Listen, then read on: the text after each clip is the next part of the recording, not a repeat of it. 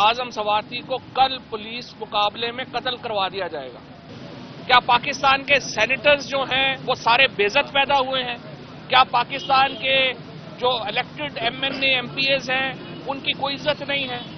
Pakistan former prime minister दिन दिहाड़े उसके ऊपर कातलाना हमला होता है, उसका पर्चा दर्ज नहीं हो रहा। पाकिस्तान के अवाम की कोई इज्जत नहीं है।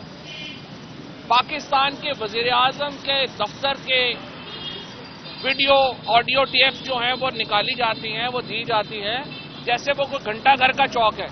क्या पाकिस्तान के वजीर आजम की ऑफिस की कोई इज्जत नहीं है? एफआईआर में भी हमें तो कहा गया कि आप वजीर आजम और इंटीरियर मिनिस्टर पे तो पर्चा करा लें, जनरल साहब का नाम निकाल दें, तो इनकी तो फिर कोई इज्जत ना हुई। क्या पाकिस्तान में आर्टिकल 9 और 14 जो है वो सिर्फ इन पावरफुल लोगों के लिए रह गया है, बाकी सारे लोग पाकिस्तान के बेइज्जत हैं और उनकी कोई इज्जत नहीं है? ये वो सवाल है जो तहरीक इंसाफ पाकिस्तान के अवाम के सामने, पाकिस्तान के इदारों के सामने रखना चाहती है। और हम ये चाहते हैं कि इंसाफ चाहिए और रूल ऑफ लॉ तब होगा जब ताकतवर लोग भी कानून को जवाबदेह होंगे।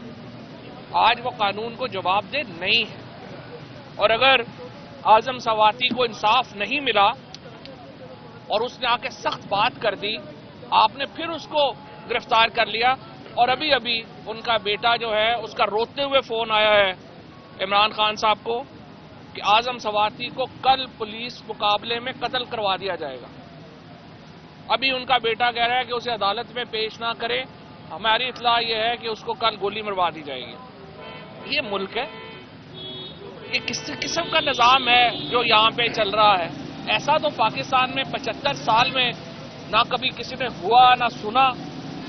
इमरान खान सवाल उठाएगा, आप उसको गोलियां मरवा दें। आजम सवाती सवाल उठाए, आप उसको गोली मरवा दें। कोई और सवाल उठाए, आप उसको गोली मार दें। अरशद शरीफ सवाल उठाए, आप उसको शहीद कर दें। ये तो पाकिस्तान ऐसा तो कभी नहीं सोचा था। और देखिए, हमने 25 मई से लेके अब तक बड़े जुल्म और ज्यादतियां सही हैं। तहरीके इंसाफ ने इनका मुकाबला किया है और हमारा फैसला यही है कि हमने इन ज्यादतियों का ये जो हुआ है, जो सब कुछ, इनका भरपूर मुकाबला करना है। और आप अपने जुल्म में इजाफा करते जाएं, हम अपने